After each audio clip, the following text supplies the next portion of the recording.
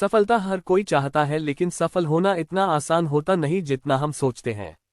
हमारी सफलता के पीछे हमारी मेहनत और सही विचार होते हैं। आज हम आपके लिए ऐसी शॉर्ट सक्सेस मोटिवेशनल स्टोरीज लेकर आए हैं जो आपको लाइफ में सक्सेस दिलाएंगी और आपको ये बात सिखाएंगी कि किस तरह हम अपनी लाइफ को बदल सकते हैं। ये असफलता से सफलता की कहानी आपको लाइफ में आगे रखेंगी। तो चलिए पढ़ते हैं। ये कहानी एक कंपनी की है जो काफी घाटे में जा रही थी। कंपनी का मालिक और कर्मचारी इस बात से काफी परेशान थे क्योंकि कंपनी की ग्रोथ के साथ साथ उनकी ग्रोथ भी रुकी हुई थी।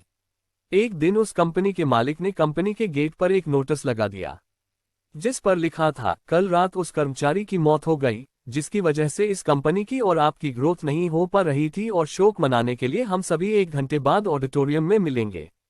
ये बात सुनकर सभी कर्मचारी थोड़ा दुखी भी थे और खुश भी थे।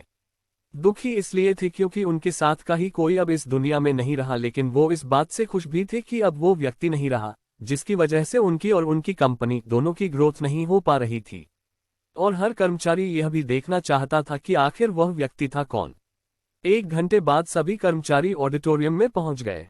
ऑडिटोरियम में एक कॉफन रखा हुआ था और बारी बारी से सभी कर्मचारियों को उस व्यक्ति को देखने का मौका मिला, लेकिन जब भी कोई कर्मचारी उस कॉफन के अंदर देखता तो वो मायूस हो जाता और सर झुकाकर वहां से चला जाता, क्योंकि उस कॉफिन के अंदर एक आईना रखा हुआ था जो कोई भी उसके अंदर देखता तो उसे अपना ही चेहरा नजर आता।